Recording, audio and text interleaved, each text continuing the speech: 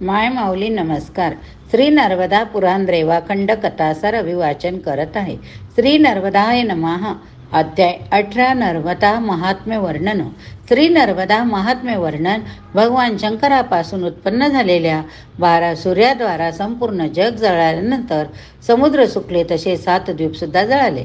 त्यानंतर रुद्राच्या मुखातून खूप मोठ्या भयंकर इंद्रधनुच्या रूपासारखे मेघ श्री शंकराकडून प्रेरित होऊन जगाला अंधारमय करण्यास निघाले.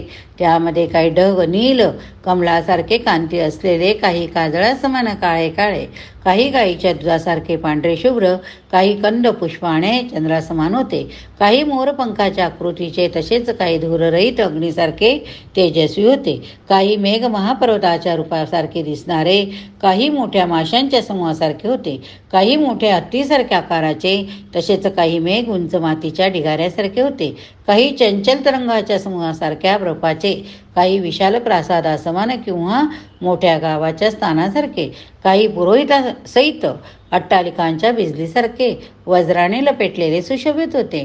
चारही बाजूने घेरलेले, अंगावर पांघरून घेतलेले देव स्वतः शिवसंवर्तक नावाच्या मेघरूपाचे झाले. महाभयंकर सिंहवर्षा करत या संपूर्ण जगाला एक प्रलय जलमय समुद्र बनवले. सर्व महामेधांच्या मोठ्या रूपाचे, इंद्राच्या वज्रापेक्षाही मोठ्या इंद्रधनुष्याच्या लपेटलेल्या शिवाला, गंगा जलाच्या प्रवाहाने वेढलेल्या शिवाला पाहून शकत नव्हतं. हत्ती समान वारंवार जल पिऊन ते मेघ सर्व बाजूने जळत असलेल्या जगाला पाण्याने परिपूर्ण करून अदृश्य झाले. 7 समुद्र, सर्व द्वीप, सर्व नद्या, सर्व लोक पूर्ण भरलेल्या पाण्याने एका समुद्रासारखे होऊन गेले. चंद्र व सूर्यरहित या चराचर जगात काहीच दिसत नव्हते. नक्षत्ररहित अंधकारमय प्रसंत वायूसह नष्ट झालेल्या लोकांमध्ये काही दिसत नव्हते. मी त्यावेळी त्या मोठ्या तलावात त्या देवांची निर्वंतकरणाने स्तुती केली.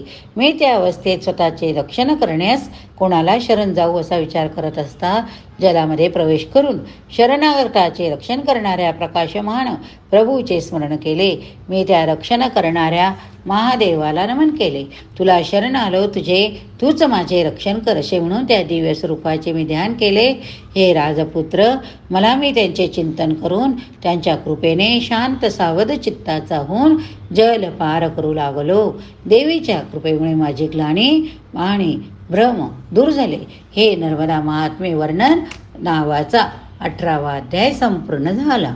नमामि देवी नर्मदे. हर हर नर्मदे, हर हर नर्मदे.